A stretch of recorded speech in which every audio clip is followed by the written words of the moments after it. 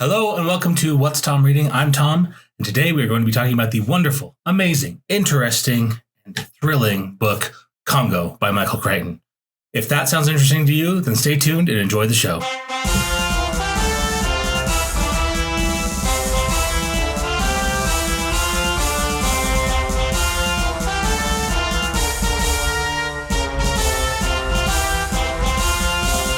All right, so as I said, today we are talking about Congo by Michael Crichton.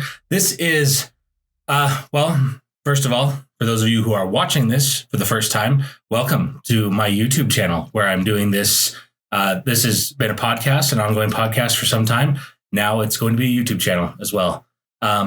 This is not something that I really anticipated doing, but it's sort of good practice for me for an upcoming project. It's getting me able to polish up my video editing skills, as well as sort of, learn something new, try something new, and hopefully reach other audiences with this show as well. For those of you who are still tuning in at the podcast, you're welcome to head over to YouTube if you'd like to put a face to the name. That's something that you'd be interested in doing.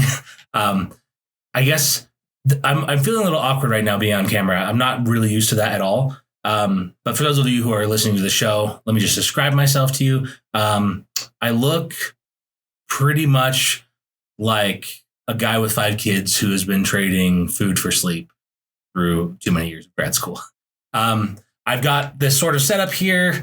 Hopefully it's good. I'm going to try and pretend like the camera's not there and just focus on delivering the show as best I can, as normally as I can. Please forgive me if this is a little bit awkward or stilted for this first little go out of the gate.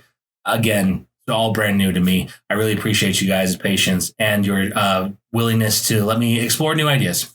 So today we are talking about Congo by Michael Crichton. And for longtime listeners of the show, you'll know that I'm breaking one of my cardinal rules. I'm going to be talking about a fiction novel. Typically, I stray away from fiction because it can be really difficult to talk about the book or talk about the main themes or ideas of the book without providing any sort of spoilers. That's something that I've always tried to avoid with my podcasts. Nonfiction books, I feel like you're allowed to talk about the content because I think the author would like that. If you could kind of give a teaser and a primer and encourage people to go out and read the book.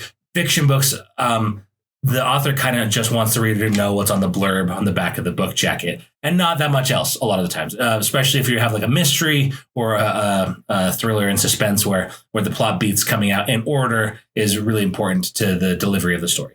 Congo is an exception to this for 2 main reasons. First, it is a thriller. It's an action adventure, sort of like a heist kind of book. But it's an exception, I think, because it's not a mystery. You pretty much know how it's going to go. It's a sort of a tale as old as time, but still really, really well delivered. And it's slightly outside of his normal wheelhouse. So those of you who have been listening to the show, you know that I'm a huge Michael Crichton fan. I have been on a tear just reading his stuff. I can't stop myself. It's so good. It's so useful to me. It's something that I just can't resist. And so I've been really trying to diversify and read other things, but I can't. I just keep coming back to Michael Crichton. He's got me hooked. So Congo is slightly different. It's not quite like the medical thriller. It's not quite like the robots and the sci-fi so much. It's a lot more of like a natural world versus man kind of a situation.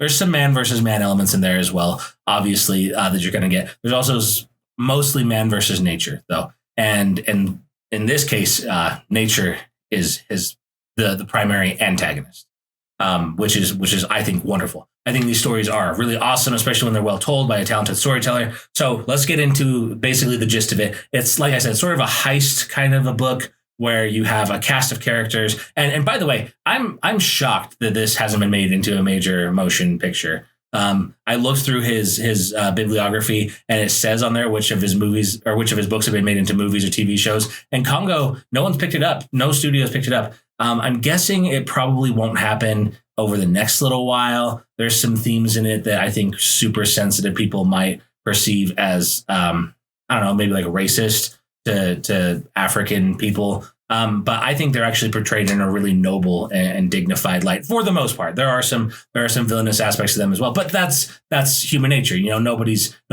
purely noble and nobody's purely evil, right? There's give and take. There's each member of a different society is going to bring different elements to the table as far as their morality goes. But I think on the whole, the Africans in the book Congo they're portrayed very well, and that's not surprising. Crichton tended to be pretty sensitive, even for his time certainly, but for modern readers who tend to be a lot more sensitive, Crichton I think still kind of passes most people's bars. There's going to be some people that are offended about anything that anyone says, no matter what. There's just going to be no pleasing them. They're actively looking for like grievances.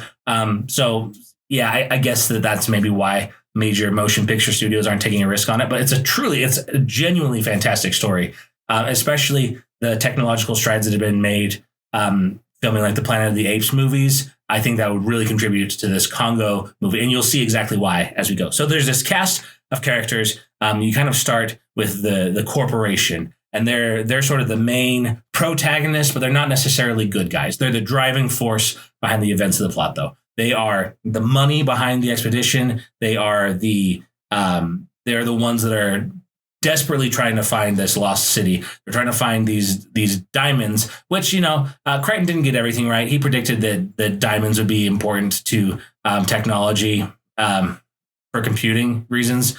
Not really, not at all. Superconductors, semiconductors, things like that ended up being a lot more. Silicon chips replaced a lot of what he thought these blue boron coated diamonds were going to do. So spoiler alert on that. He didn't get the science precisely right on this, but the story is still amazing, which I think makes it worth it. It's science fiction after all.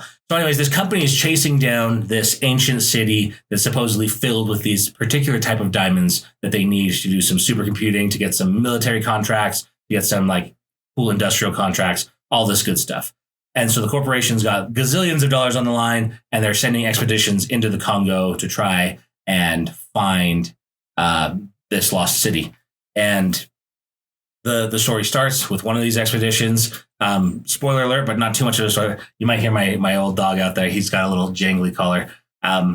Apologies if that's distracting to any of you. He's an old man. I can't really send him away because he's deaf and blind, and I wouldn't send him away anyway because he basically, in his dotage, has the run of the entire house now. But so back to the story. The corporation. The story starts with the corporation's first expedition, and spoiler alert, not too much of a spoiler because it's in the prologue, the expedition goes wrong. Something bad happens to them right away, and that's sort of the ignition point. It's sort of a foreshadowing for the story. And then you meet your main female protagonist, whose name is Ross. That's her last name. She is this super ambitious, hyper intelligent, super uber competent woman who's like, she's tired of she's a genius, and so she's been sort of relegated to desk work and analysis work, but she's desperate to get out into the field and prove her mettle and really prove that she's got what it takes to be like one of the top dogs of the corporation. And to be one of the top dogs, she feels like she needs to have fieldwork experience. And if she thinks if she can pull off this heist and get the diamonds for this company and secure the blue contract, she thinks that she will have a maid in the shade. That will be her career set in stone. She's a Texas girl. She's hard charging. She's tough. She's a really cool, very enjoyable character to be part of. And then her counterpart is a researcher who's at the San Diego Zoo. He's a professor. I'm guessing in San Diego State University. I'm not sure about that. I can't actually remember. His last name is Elliot, and his first name is Elliot. Either way, he gets called Elliot throughout the book. And he works in the primate exhibit with a gorilla named Amy, and he teaches her sign language. And I apologize. So I talk a lot with my hands. Anyway, so while I'm recording the podcast, I'm gesticulating like this. But now that I'm seeing myself on camera up there, I'm noticing that my hand signals might be perceived as trying to imitate American Sign Language. I don't speak or sign a lick of American Sign Language. So if my hands are moving in gestures here, I'm not trying to communicate. I'm also not trying to be insensitive to that. I don't know the first thing about it, so please forgive my ignorance on that. Anyways, he's teaching Amy the gorilla. He's teaching her sign language. She's super intelligent. She came to him when she was about 1 year old. Her mom had been killed by poachers, and she was shipped over.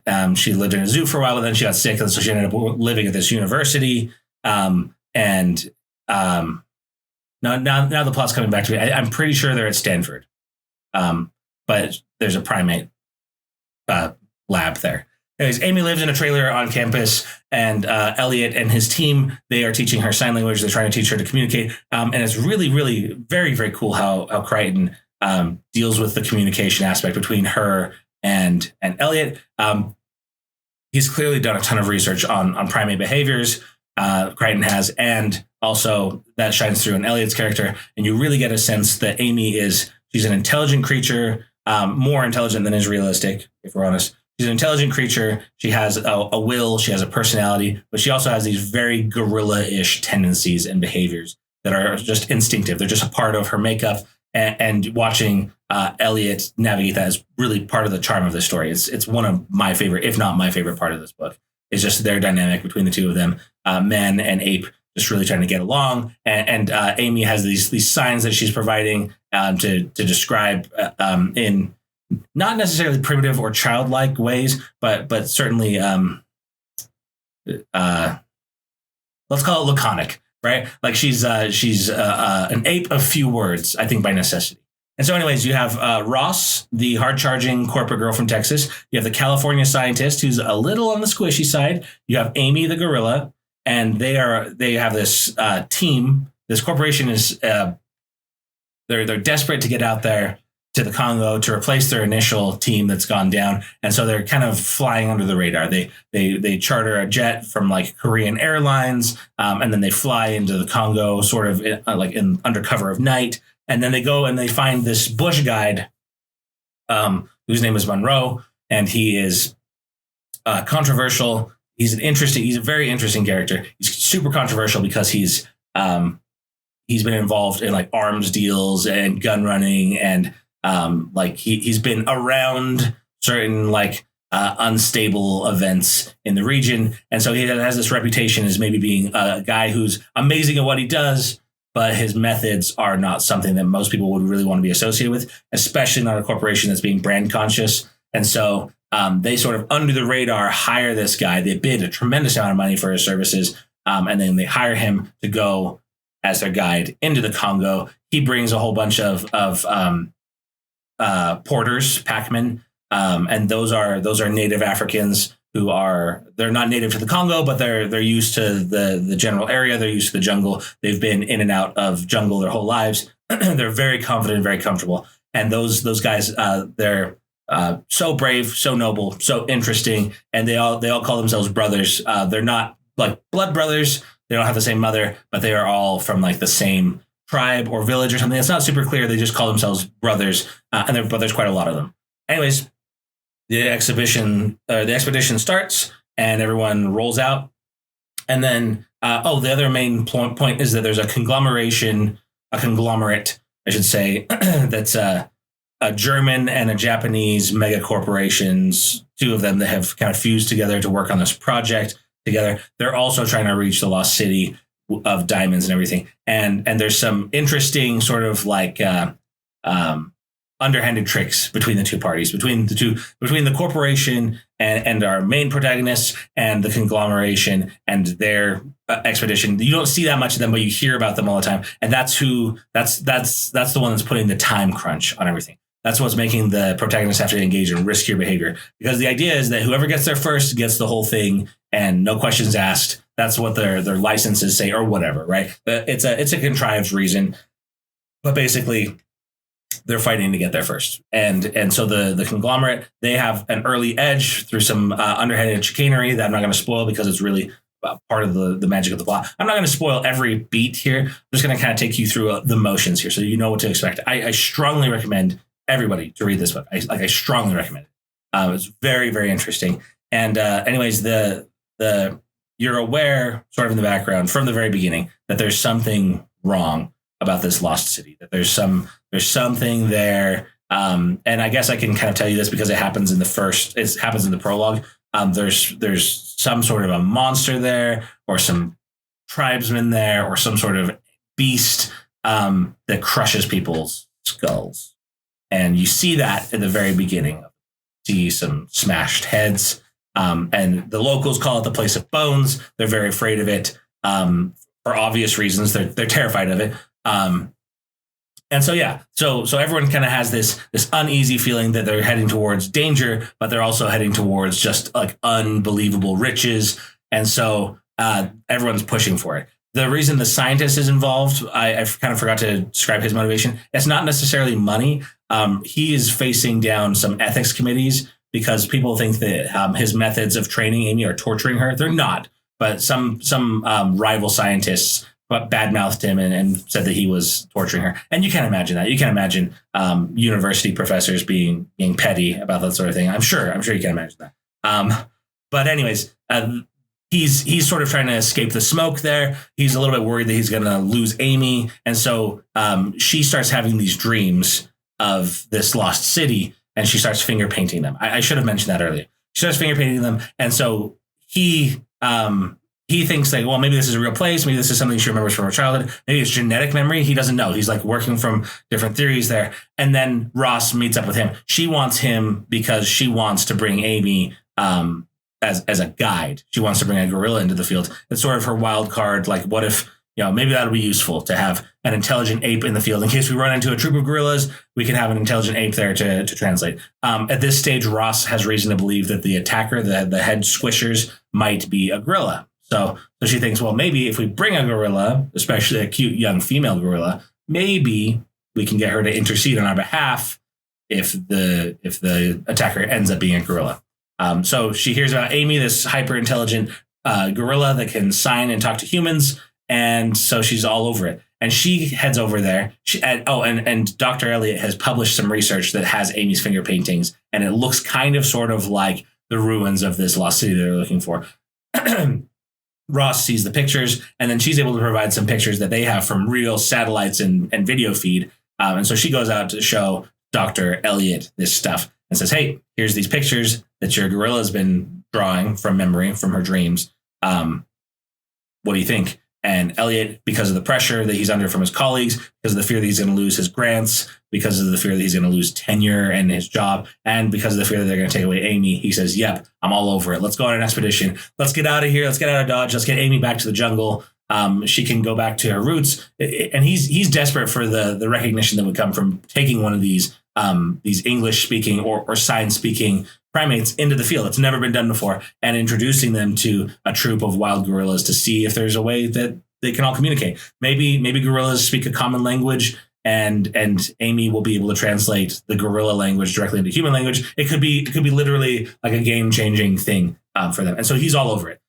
So he goes with them, and the conglomerate starts some monkey business, no pun intended, to try and divert them and to try and kidnap Amy and to try and they're super geeked out by Ross, including Amy the gorilla in the expedition. They're like, what are you doing? What are you thinking? What do you know that we don't know? Why are you bringing a large wild animal on your expedition with you? That seems like it would be counterproductive. But they know that she's not a fool. They know that the corporation's not a fool. And so they're like, this gorilla must mean something. So they start to kind of try to mess with Amy.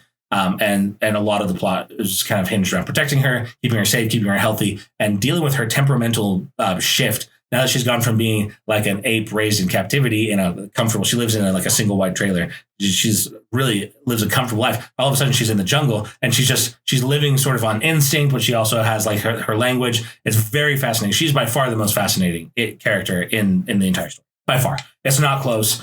She's really engaging. She's really endearing. She's really got just she's almost like a 16-year-old girl is the way they describe her. She's an adolescent gorilla, but she's kind of slightly more childlike than what you would imagine a regular adolescent to do in those situations. And so she's got this childlike wonder about the jungle. But then she's also got this kind of petulant teenagerishness. She's also a very large wild animal. And so them trying to navigate that while rushing through extremely harsh, dense jungle terrain, and they have to go water rafting, hippos attack them. It's honestly like it's such a thrilling wonder. They have to parachute down out of a cargo plane. It's I can't tell you how exciting and engaging and thrilling and wonderful the book is.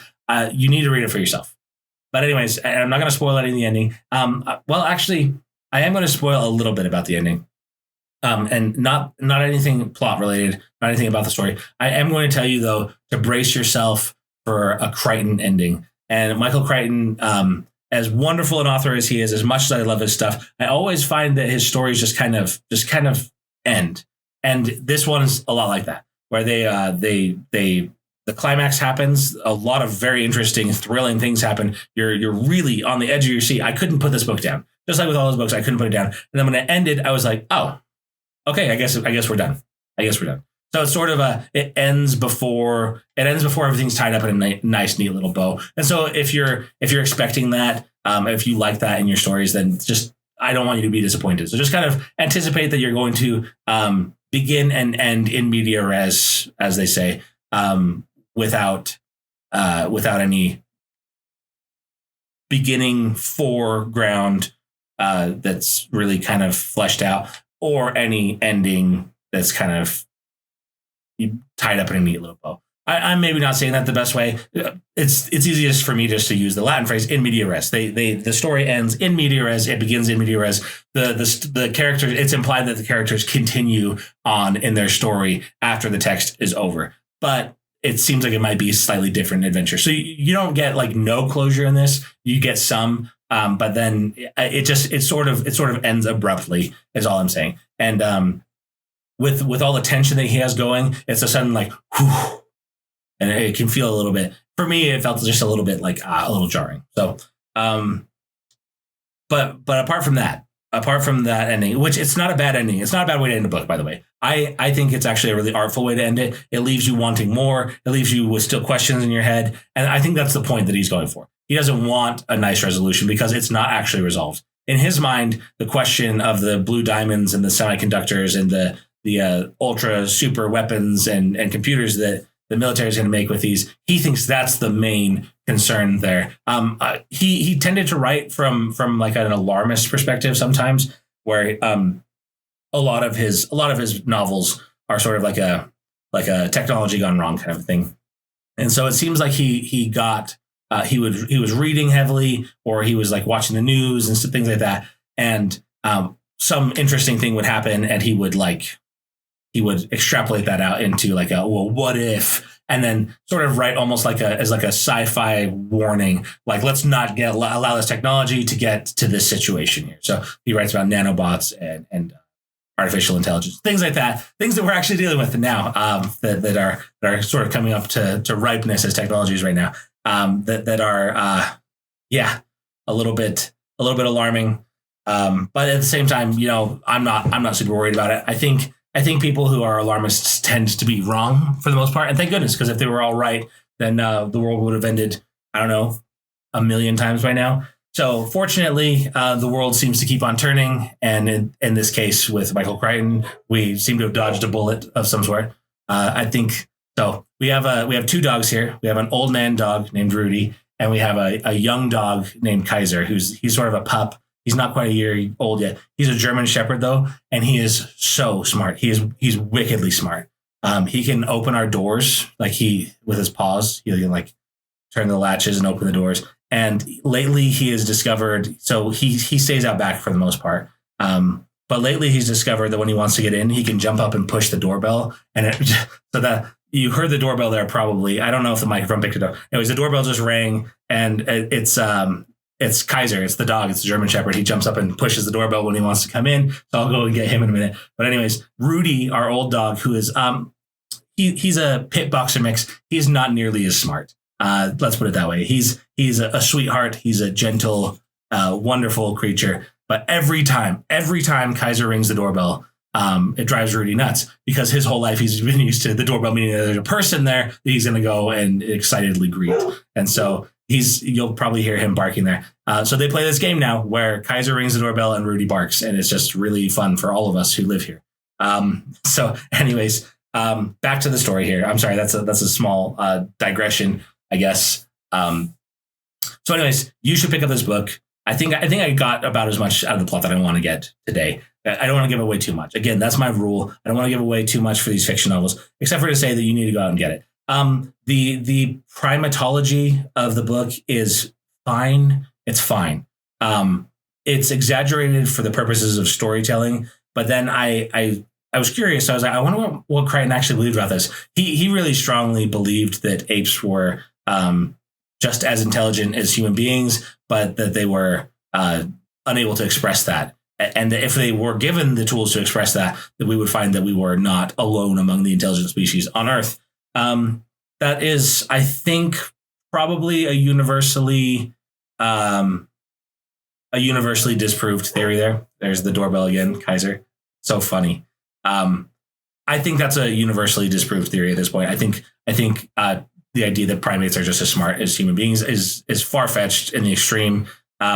Obviously, the great rebuttal to that is, well, we're the ones studying them, right? Like if they were as smart as us, they would be studying us. They would have zoos with humans in them where they were poking humans and trying to get humans to communicate and speak chimpanzee or gorilla or whatever. And they don't. And so I think Crichton's beliefs slip into this story. One, for fictional effect, it's really nice. It's really wonderful. Amy the gorilla is far more intelligent than any actual primate would be. And maybe I'm offending some ape lovers out there, some primatologists. Maybe I don't know what I'm talking about. But from all the research that I did, I was very, very curious. Some of the things that she could do in this story made me extremely curious about it. I did a whole bunch of research afterwards, and it's not even close. Not even close. So suspend your disbelief on that. And just know that like it's not actually describing what actual primate behavior is. The behaviors, the chest thumping and the grass pulling and the crab walking and things like that the gorillas do, that's all very realistic. That's actual primate behavior. But her language abilities, her communication abilities, the way that she feels, her introspection, her humanity, for lack of a better word, that's total bunk. Basically, it's not real. It doesn't exist that way.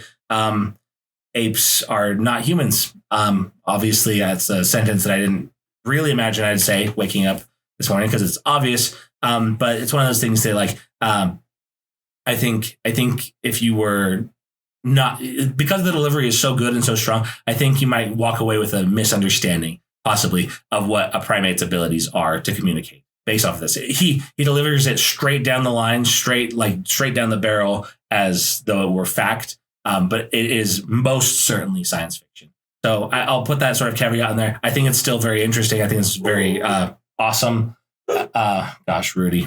I think we'll probably leave it there. Let's try and keep it a little bit shorter here. I'm really interested to see how this video format goes. If you're interested, check me out on YouTube, I guess. For those of you who are listening to the podcast, regular listeners, I really, really appreciate you continuing to tune into the show. I apologize for the irregularity, as always. I am a grad student who's working hard to kind of get through the last part of grad school. Those dogs are just playing a really fun game together. Hey, Rudy, enough, buddy. Thank you. All right, let's wrap it up there. That's how you know this show is not edited. It's a one shot right from the beginning. I take you through my thoughts as they occur in real time, live. No jump cuts, no anything like that. So, if any of you want to get a hold of me, you can reach me at whatstomreading@gmail.com. I have a perfect track record of getting back all those emails. If you have any questions, comments, complaints, corrections, or anything else that you'd like to add to the show, suggestions for other books to read, I love getting suggestions from you guys. I've followed up with half a dozen of them already. So please feel free to lay those on me. I really welcome those. Yeah, I think that's it. Oh, I also, my book, Human Cure, is out. I'll put a graphic somewhere around here that has that on there. You can get that at Amazon. It's available now in paperback, hard copy. The hard copy, I just got one of those to my house yesterday, and it looks fantastic. I'm really, really proud of the cover art on this. And then Kindle, and we're working on the audiobook right now. It's going to be a little while, though. I don't have a ton of bandwidth, to be honest. So, check it out. Human Cure by Tom Withers. It's pretty good. The reviews so far say that it's good. It's like a sci-fi romance kind of thing. I wrote it with my mom. She had some input on it. She was not well at the time. She tragically passed away in August from breast cancer. And she always wanted to write a romance novel, and she never got to. And so this is a project that her and I kind of loosely started while she was alive, and I kind of pushed it over the finish line over the last few months. I think it came out 2 weeks ago. And so far, so good. Good reviews. I enjoyed writing it. It's not really my style. I'm not much of a romance reader. And so writing a romance novel, I had to throw in quite a bit of sci-fi and some humorous elements as well. So, but feel free to check that out. If you want to support the cause, proceeds from the book are being donated to breast cancer research at the hospital that helps my mom out. So, yeah, thank you for listening. And I guess we'll see you later. Have a good one.